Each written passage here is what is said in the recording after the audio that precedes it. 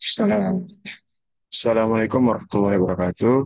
Perkenalkan nama saya Thomas Nagigi, saya dari Prodi Teknologi Agasi Agenda. Nah, di sini saya akan menjelaskan Object Oriented Programming atau sering disebut dengan OOP.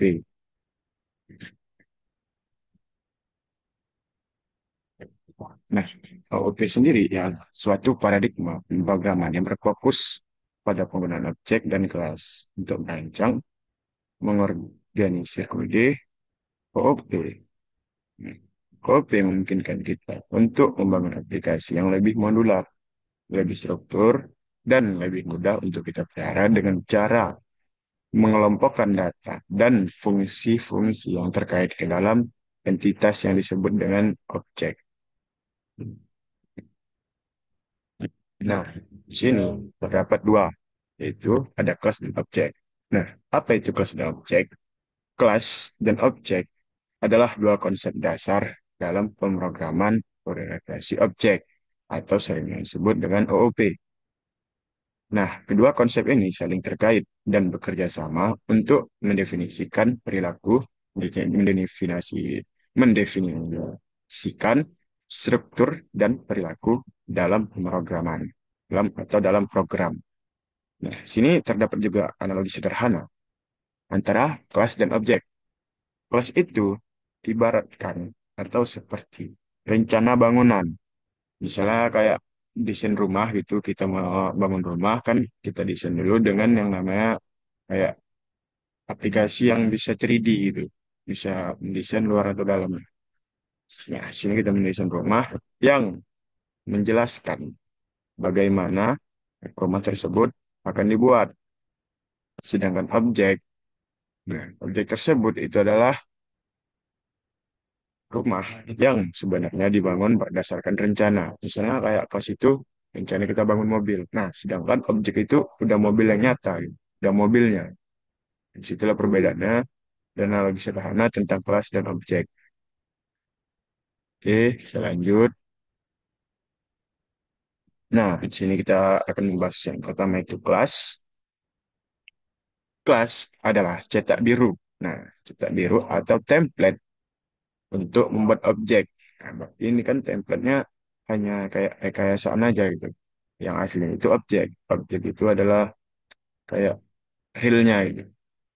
Nah, kelas juga mendefinisikan atribut atau data dan metode yaitu fungsi yang dimiliki oleh objek yang diciptakan dari kelas tersebut.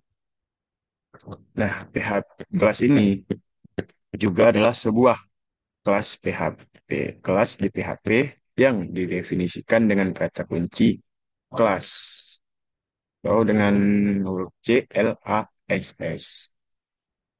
Nah, di sini juga ada contohnya. Kelas mobil bisa memiliki atribut seperti merek dan warna, serta metode seperti jalankan. Nah, di sini disebut misalnya kayak ya bisa dibilangnya merek. Misalnya kita mau buat Lamborghini. Nah, warnanya terserah kita mau warna kuning. Nah, ini seperti yang dijelaskan, itu adalah kita bisa menjalankan sebuah mobil tersebut gitu. Bisa kita jalankan. Nah, yang pertama itu ada atribut. Sini kita akan membahas tentang apa saja yang ada di dalam kelas. Ini yang hanya yang sudah pernah saya pelajari gitu, yang udah pernah saya ketahui. Nah, atribut atau atribut adalah data atau sebuah informasi yang dimiliki oleh setiap objek yang dibuat dari kelas tersebut. Nah, atribut ini juga sering disebut sebagai variabel instansi karena nilainya dapat berbeda untuk setiap objek. Nah, dari inti utama atribut ini adalah itu objek. Karena di sini kelas ini hanya template gitu. Nah, yang kedua itu ada methods. Methods atau metode adalah fungsi. Nah, sebentar kata fungsinya yang ada di dalam sebuah kelas dan digunakan untuk menggambarkan tindakan yang dilakukan oleh objek dari kelas tersebut. Nah, metode juga dapat mengakses. atau memanipulasi atribut kelas. Yang disebut dengan memanipulasi itu adalah dengan mengubah semua atribut kelas. Misalnya mau kita ubah terserah, yang mau kita bikin gitu. Nah, di sini ada construct. Construct atau konstruktor adalah metode khusus yang dipanggil saat objek dari kelas dibuat. Di construct ini juga sering digunakan di PHP, Python, hmm, nah kayak gitulah. Yang saya ketahui itu sering dibuat di Python atau di PHP. Nah, construct ini biasanya merupakan metode garis garis init garis. Nah, di sini kita akan membahas yang kedua, yaitu objek. Objek adalah instansi dari kelas. Objek ini mewakili entitas nyata yang memiliki atribut dan dapat melakukan tindakan yang didefinisikan dalam kelas. Nah, jadi objek ini kayak nah, ya, didefinisikan di dalam kelas nyata. Nah, dan ini objek ini adalah entitas nyata, sedangkan kelas tadi rekayasanya. Makanya di sini objek yang mewakili entitas nyata yang memiliki sebuah atribut dan dapat melakukan tindakan yang didefinisikan dalam kelas. Jadi dia bisa melakukan perubahan gitu dalam objek. Ya. Untuk membuat objek, kita bisa menggunakan kata kunci new yang diikuti dengan nama kelas. Misalnya kita buat pertama kelas produk. Nah, di sini nanti terdapat nama produknya, tanggalnya, expirednya gitu lah kan. Nah, di situ nanti kita buat objek baru dengan namanya new product. Nah, new product tersebut kita bisa mengisi dengan apa yang mau kita gitu. Kayak misalnya di atas tadi cuma nama objek ini gini gini gini, objek, kelas, tanggal, nama gini gini. Nah, nanti kita bisa buat banyak gitu. Misalnya new product satu, gitu. New product dua, gitu. Jadi kita bisa bikin banyak. Kita nggak perlu buat new product gini nggak perlu. Jadi kita harus langsung buat aja gitu di dalam objek tersebut. Nah, contoh objek yang merupakan instansi dari kelas mobil dengan nilai merek itu ada Toyota dan warna merah. Nah, merek itu adalah objeknya.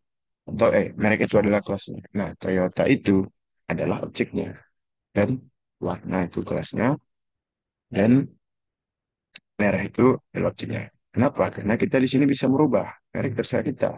Kita mau buat yang lain kayak Lamborghini warna merah, Ducati warna ini terserah kita.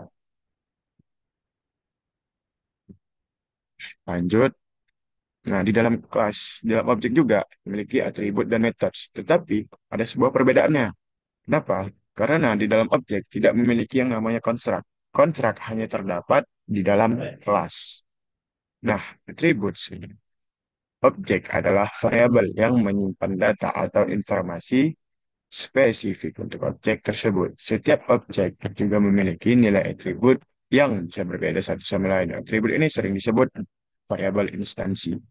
Metode atau metode objek adalah fungsi yang terdefinisi di dalam kelas yang mendefinisikan perilaku atau aksi yang dapat dilakukan oleh objek tersebut. Metode objek seringkali disebutkan, seringkali mengakses atau memodifikasi atribut objek. Kita bisa merubah di dalam objek tersebut. Oke, lanjut. Nah, di sini ada keuntungan OP. Kenapa kita harus menggunakan yang sering OP? Itu adalah modularitas dan apa itu modularitas? Kode kita lebih struktur dan mudah dibagi menjadi lebih kecil. Lebih kecil seperti kelas dan objek. Fleksibilitas, yaitu adalah kode yang sudah dapatkan kembali melalui pewarisan liar. Dan yang ketiga itu adalah pemeliharaan yang lebih mudah. Kenapa? Karena kode terstruktur dengan baik dan lebih modular. Perubahan dan pemeliharaan lebih mudah kita lakukan. Nah, yang keempat, pengelolaan kompleks. Dengan enkoplasi, kita dapat menyembunyikan dan kompleks hanya menampilkan angka yang lebih sederhana. Kesimpulannya adalah kelas ialah blueprint atau template untuk membuat objek, sedangkan objek adalah instansi nyata yang dibuat berdasarkan dari kelas tersebut dengan data dan perilaku yang lebih spesifik sesuai dengan yang nama kelasnya. Oke, sekian yang dapat saya sampaikan. Apabila ada kata salah, saya mohon maaf. Kalau saya mohon ampun. Dari Taufik wal Hidayah. Wassalamualaikum warahmatullahi wabarakatuh. Terima kasih.